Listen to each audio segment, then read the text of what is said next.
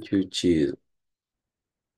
Shalom, Yesu abaho umugisha, twongeye kubaha ikaze mwese mu izina rya Yesu. Imana ibaho umugisha mwinshi cyane. Turashima Imana kubw'iki gitondo cyiza Imana yongeye kuduha kugira ngo tubashe guhurira kuri Zoom, kuba turi kumwe kuri Zoom. Imana ibaho umugisha. Reka nsabe Jocelyn dusuhuze uri kuri Zoom. Shalom, shalom.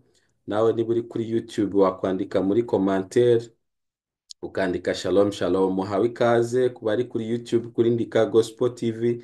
Niba ari irya mbere ubanye natwe ukande kuri subscribe. Iyi ni morning prayer, ni umwanya mwiza wo gusenga mu gitondo twiragiza Imana kugira ngo Imana ikomeze kubana natwe kandi Imana ikomeze kutugirira neza. Hari ibyiza byinshi Uwiteka Imana duteguriye muri iki cyumweru. Uyu ni umunsi wa mbere w'iki cyumweru, turaza gufata umwanya wo gusenga dusengera iki cyumweru cyose kugira ngo Imana izakomeze kubana natwe. Haleluya. Turaza gusenga kugira ngo Imana izatwiyereke. Ni nayo teme dufite uyu munsi ivuga ngo Imana igiye kukwiyereka. Hari umuntu Imana igiye kwiyereka muri iki cyumweru. Icyo gusa wowe usabwa no kubyizera. Imana igiye kukwiyereka. Hari ahantu Imana igiye kukuvana, hari ahandi Imana igiye kukugeza mu izina rya Yesu. Niba ubyizeye wandike ngo amen. Haleluya. Hari umuntu Uwiteka Imana agiye gukorera igitangaza muri iki cyumweru. Imana yacu iracyakora, Yesu Kristo aracyakora, kandi mu bo agiye guheraho nawe urimwo mu izina rya Yesu. Ndagusengera ngo Imana igusange, igusure, ikwiyereke mu izina rya Yesu. Sharinge ino linke uyiha abandi bantu kugira ngo nabo babashe guhabwa umugisha n'iri sengesho tugiye gusengera hano muri kino gitondo, n'ijambo ry'Imana tugiye kumva muri kino gitondo, kugira ngo nabo babashe guhabwa umugisha mu izina rya Yesu. Wabaha link ya Zoom cyangwa se ya YouTube, kuko n'ubundi biraza kuba biri kuri YouTube, nabo baze gukurikira mu izina rya Yesu. Reka dusenge. Data, turagushimiye mu izina rya Yesu, tugushimiye ko wabanye natwe muri wikende, ukaba wongeye kuduha uyu munsi n'iki cyumweru tukaba turi amahoro. Izina ryawe rihabwa icubahiro. Tuguhaye ikaze Mwuka Wera, ubane natwe muri uyu mwanya muto tugiye gusenga twumva n'ijambo ryawe.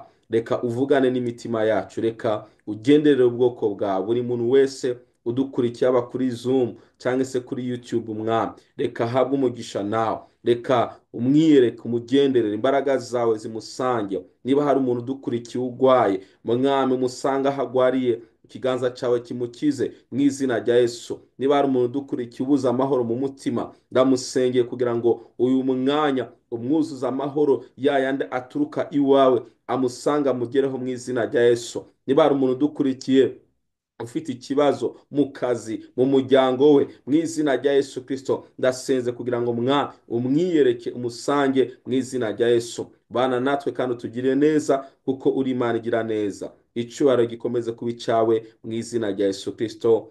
Amen. Haleluya. Mana ibaho umugisha, kandi Imana ikomeze kubagirira neza mu izina rya Yesu. Haleluya. Dufite teme uyu munsi ivuga ngo Imana igiye kukwiyereka mu izina rya Yesu.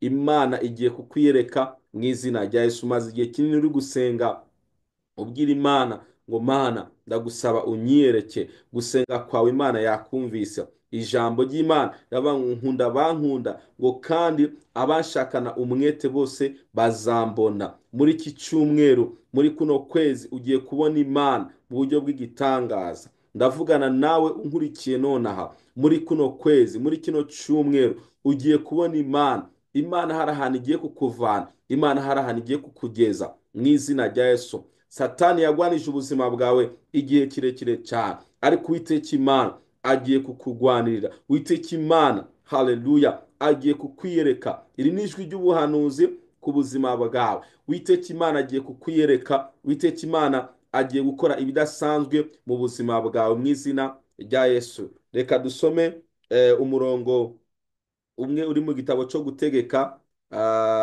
igitabo cyo gutegeka kwa kabiri, cyangwa se duhere muri kubara. Reka duhere kubara, haleluya, igice cya 20. Turaza gusoma imirongo mikenya kuko tuba dufite umwanya mutonya mu gitondo. Ni juste gusa kumva ijambo ry'ubuhanuzi, ubundi tukajya mu mirimo yacu itandukanye. reka dusome kubara igice cya 20 umurongo wa 16. Hari akantu nasomyemo numva twagasangira muri kino gitondo kandi tukagakuramo ijambo ry'ubuhanuzi ku buzima bwawe. Wibuke ko Imana igiye kukwiyereka muri kino cyumweru, Imana igiye kukwiyereka muri kuno kwezi, Imana igiye kukwiyereka muri uyu mwaka. Hari ibyo Imana igiye gutunganya, hari ibyo Imana igiye gukora mu buzima bwawe mu buryo bw'igitangaza. Haleluya. Ijambo ry'Imana avuga mu gitabo cyo kubara cyangwa se guharura, mu kirundi igice cya 20 umurongo wa 16, Bibiliya avuga ngo dutakiye Uwiteka yumva ijwi ryacu. Haleluya. Atuma marayika adukura muri Egiputa, ngo dore none turi Kadeshi, umudugudu wo mu rugabano rwawe.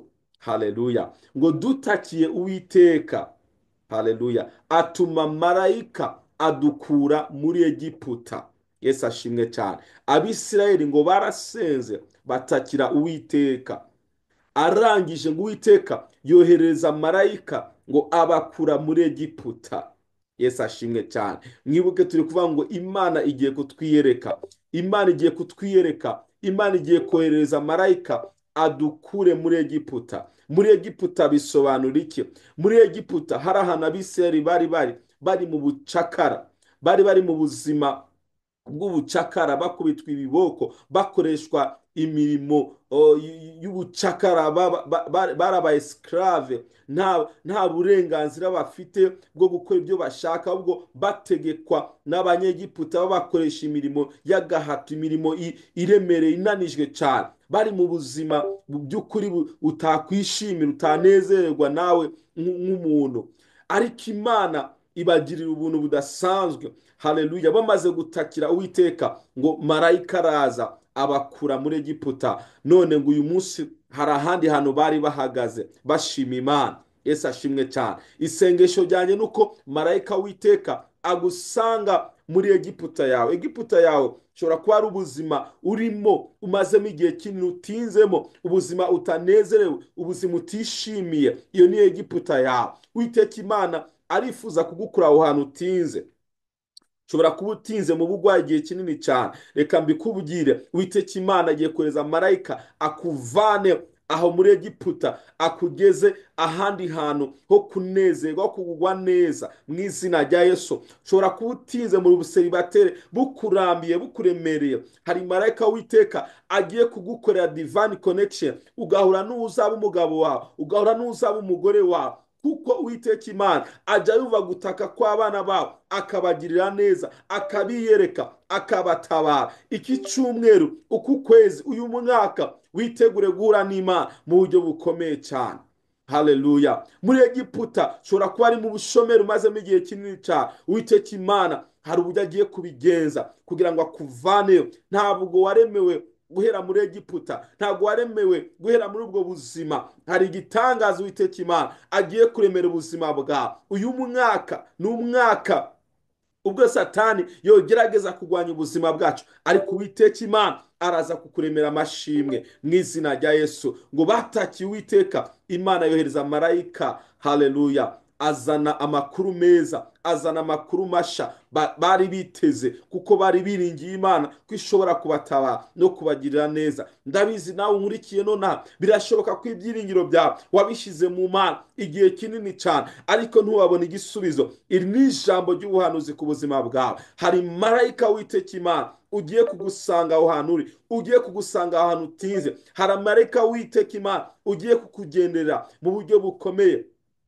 Imbibe zose Satani yari yasize imbere yawe, imirongo ntarengwa Satani yari yaratambitse imbere yawe akubwira ngo ntabwo ugomba kurenga hano, ugiye kurenga izo mbibe, ugiye kwinjira aheza, ugiye kwinjira mu mugabane wawe, ugiye kwinjira mu masezerano yawe, ugiye kwinjira aho Imana yategetse ko ubuzima bwawe bugomba kuba mu izina rya Yesu. Haleluya. Iki cyumweru uraza guhura n'Imana, uku kwezi uraza guhura n'Imana, uyu mwaka uraza guhura n'Imana bitewe n'uburemere bw'ibyo ukeneye ku Mana. Uku kwezi, iki cyumweru, uyu mwaka uraza guhura n'Imana mu buryo bukomeye cyane. Marayika w'Uwiteka ajya atugendera akatuzanira amakuru meza twari dukeneye mu buzima bwacu. Haleluya. Reka dusoreze muri Mariko igice cya mbere, cyangwa se muri Luka, hose hari inkuru zenda gusa. Reka dusome muri Luka igice cya mbere.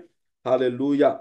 Muri Luka igice cya mbere dusoreze hano mu izina rya Yesu. Imana igiye kukwiyereka mu buryo bukomeye cyane. Luka igice cya mbere, umurongo wa 11 tugeze ku murongo wa 13. Bibiliya avuga ku murongo wa 11. Haleluya. Ngo maze ngo marayika w'umwami Imana amubonekera ahagaze iburyo bw'igicaniro c'imibavu. Marayika w'Imana, ndasenga ngo marayika w'Imana kwiyereke nawe, kuko turi kuvuga ngo Imana igiye kutwiyereka. Marayika w'Imana kwiyereke. Haleluya. Aho ngaho uri ahagusange, akugirire neza mu izina rya Yesu. Haleluya. Ngo amaze kumwiyereka, umva, ngo Zakariya amubonye arikangagira ubwoba. Haleluya. 13. Ariko marayika aramubwira ati witinya Zakariya, ngo kuko ibyo wasabye ngo byumviswe. Haleluya. Nagira mbwire umuntu nkurikiye, ibyo wasabye Uwiteka Imana, ntabwo Imana itabihaye agaciro. Imana yarabyumvise.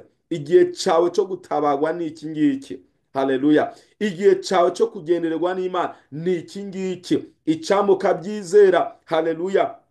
Ukaba maso. Haleluya. Kuko igihe cyawe cyo gutabagwa ni iki. Umva rero, mu gihe tugitegereje, haleluya, guhura n'Imana muri iki cyumweru, ikintu cya mbere ugiye gukora, komeza gusenga, komeza kuba ku gicaniro. Icya kabiri, ukomeze gushaka umutima, gushaka Uwiteka n'umutima wawe wose. Icya gatatu, ukomeze kuba imbere y'Imana. Haleluya. Icya kane, ukomeze kuba maso. Ibi bintu bine nubikora, hari ibyo Imana igiye gukora. Imana iraza kukwiyereka, Imana iraza kugukorera igitangaza, kuko igihe cyawe cyo gutabagwa ni iki ngiki mu izina rya Yesu. Imana ibaha umugisha mwinshi. Imana ibagirire neza.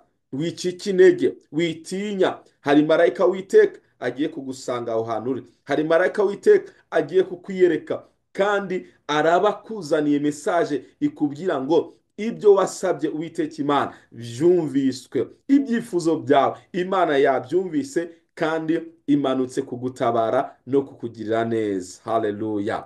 Ndafashijwe nanjye muri kino gitondo. Igihe cyo kugendererwa n'Imana, igihe cyo gutabagwa n'Uwiteka kirasohoye mu buzima bwawe. Imana ibaha umugisha, Imana ibagire neza. Reka dusenge, dushime Imana kubwira ijambo. Ubwire Imana ngo Mana, nditeguye guhura nawe, nditeguye kwakira igitangaza cyane, nditeguye kugendererwa nawe, nditeguye guhindurirwa amateka nawe. Uyu mwaka, uku kwezi, iki cyumweru, hari ibyo ugiye gukora mu buzima bwawe. Nditeguye, ndabyizeye, ndabyiringiye, mbihagazeho, kuko uri Imana itabesha, kandi uri Imana igira neza. Imana ishimwe cyane. Reka dufatanye dusenge mu izina rya Yesu. Data, turagushimiye kubw'iki gitondo cyiza Mwana. Abisirayeli ngo baratatse, urabumva, urangije wohereza marayika abakura muri Egiputa mu izina rya Yesu Kristo. Natwe turasenze muri kino gitondo Mwana. Ndasengeye umuntu wese unkurikiye nonaha Mwana, reka hagire ahantu muvana, reka hagire ahantu mugeza mu izina rya Yesu. Ahantu atinze, ibyo atinzemo igihe kinini cyane, reka Mwami, oh haleluya, uhindura amateka y'ubuzima bwe. Wiyeretse Zakariya, uramubwira ngo Zakariya, ibyo wasabye ngo byumvishwe n'Imana. Haleluya. Ibyo natwe twasabye, abasabye akazi, abasabye urugo, abasabye urubyaro, abasabye gukira indwara, ibyo byose ngo byumvishwe nawe Mwami, ngo kandi umanuye kudugira neza, umanuye kudutabara. Turabyakiriye Mwami, twakiriye gutabagwa nawe, twakiriye kugendererwa nawe mu izina rya Yesu Kristo. Oh haleluya. Twakiriye amashimwe turemeye muri kino gitondo mu izina rya Yesu Kristo. Urakoze kuko uri Imana igira neza. Reka Mwami Imana, haleluya, dukomeze kuba imbere yawe, dushaka mu maso hawe, kuko uri Imana igira neza. Ndagushimiye ko hari amashimwe uturemeye, uremeye ubwoko bwawe. Icyubahiro gikomeze kuba icyawe ubu n'iteka ryose mu izina rya Yesu Kristo. Amen. Haleluya. Imana ibaha umugisha mwinshi cyane. Imana ibagirire neza. Ibyiringiro byanyu bikomeze kuba Uwiteka Imana, kuko niho ubutabazi bwanyu buturutse. Imana ibaha umugisha, kandi musangize n'abandi iri jambo ry'ubuhanuzi, nabo bahabwa umugisha mu izina rya Yesu. Mugire umunsi mwiza, mwarahezagiwe. Shalom, shalom. God bless you.